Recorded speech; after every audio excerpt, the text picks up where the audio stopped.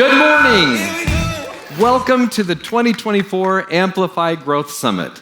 My name is Lincoln Howell, and we couldn't be more thrilled to welcome you here to this incredible venue. What an amazing place this is, center stage at the Hale Theater.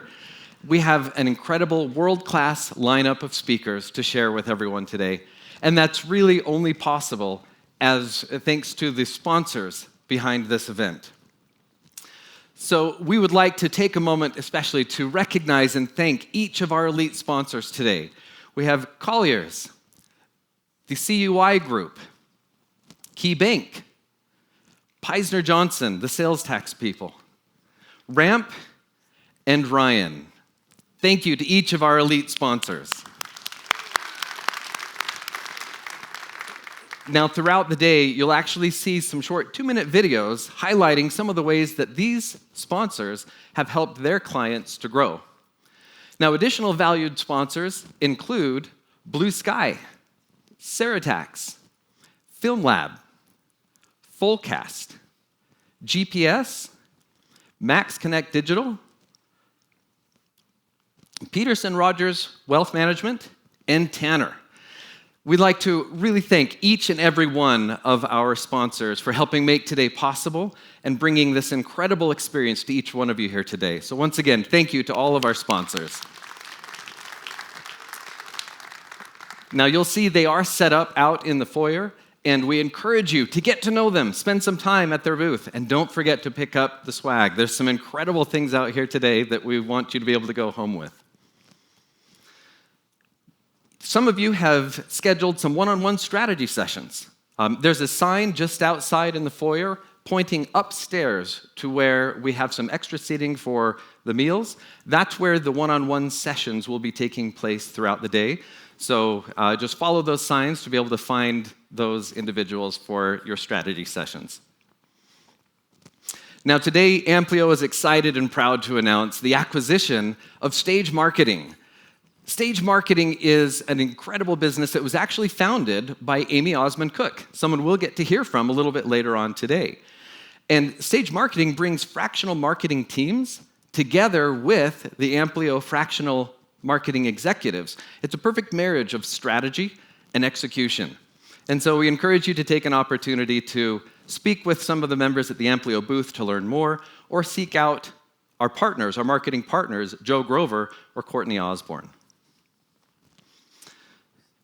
Now, as we get started, I just wanted to share a little bit of an experience that I had less than 2 weeks ago at the incredible Boundary Canyon here in Utah.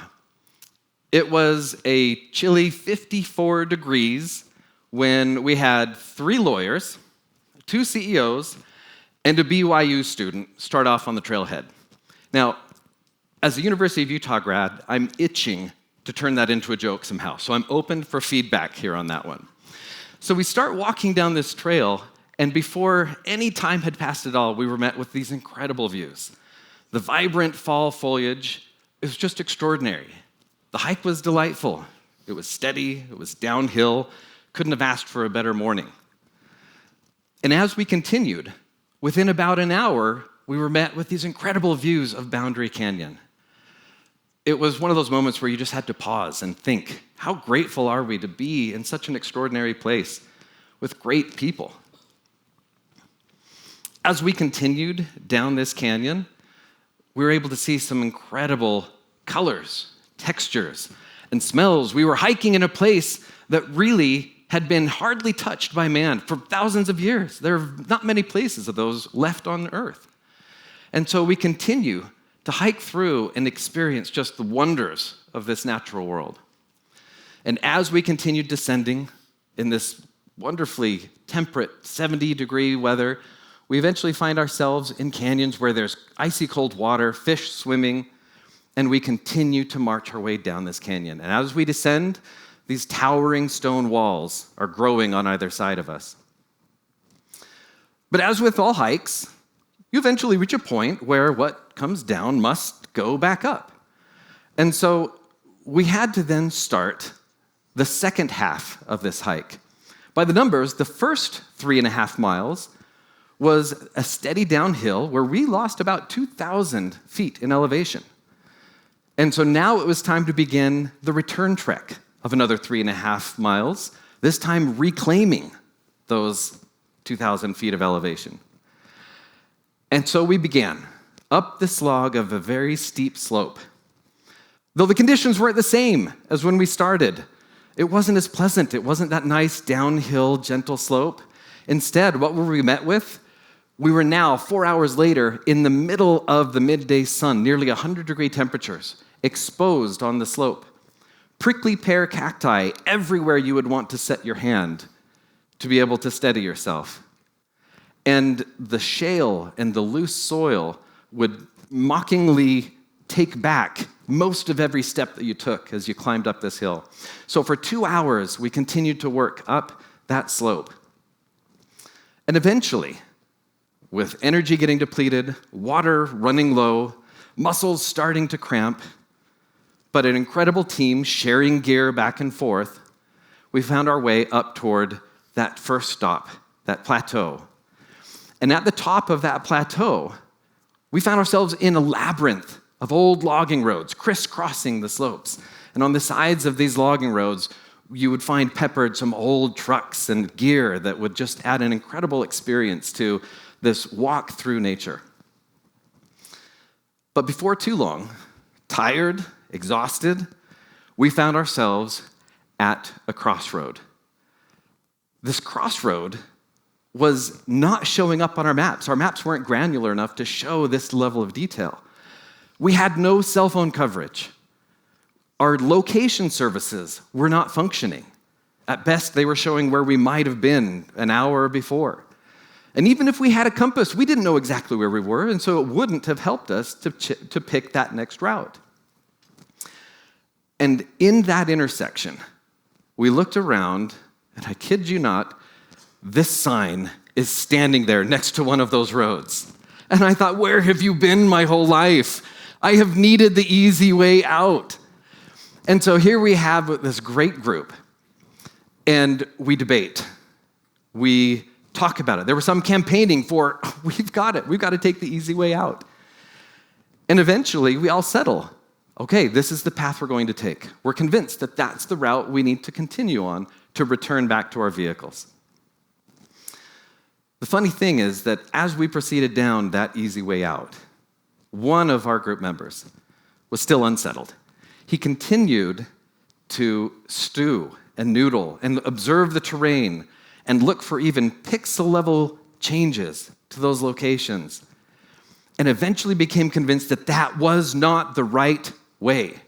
So we halted the group, called everybody back, and said, we need to go back. We went straight to go the easy way out, but we should have turned right. And so we did. We backtracked, went to that intersection, and turned right. And before too long, we were finding the telltale signs, the road markers, the cairns that let us know we were indeed at that point returning back to our vehicles. At about 600 feet of elevation, 2 more miles beyond that, we returned to the cars. We had shoes full of sand and memories to last a lifetime. And when I pause and think back on that, I had to chuckle at the clarity of the lesson learned. That when we faced a crossroads, we needed to choose the right way, not the easy way. It was so obvious in retrospect, and yet we had great people who had done our very best to determine what was going to be the right path for us. We didn't know at the time that the easy way out was actually taking us in the completely opposite direction that we needed to go. And so each one of us in our businesses constantly find ourselves at a crossroads. And with the best talent we have, with the best experience we have, we're forced to make decisions. Which way are we going to go? Where will we turn? Are we going to take the best way, the right way, or are we going to take the easy way? And one thing that I'm convinced of is that no matter how well prepared we are, we will find things that we have never encountered before. And the solution is to surround yourselves with those experts, the people that can help you understand the terrain, that can help understand the dynamics that you and your business are facing, that your team are running into. And so as you do that, You'll be able to turn and make those right turns rather than just taking the easy turns. Now, in this room, as you look around, there are people that have the expertise that you need. And so we encourage you and are so excited that you'll have an opportunity to get to know them and to open up those channels of communication to be able to take these experiences and help grow your business.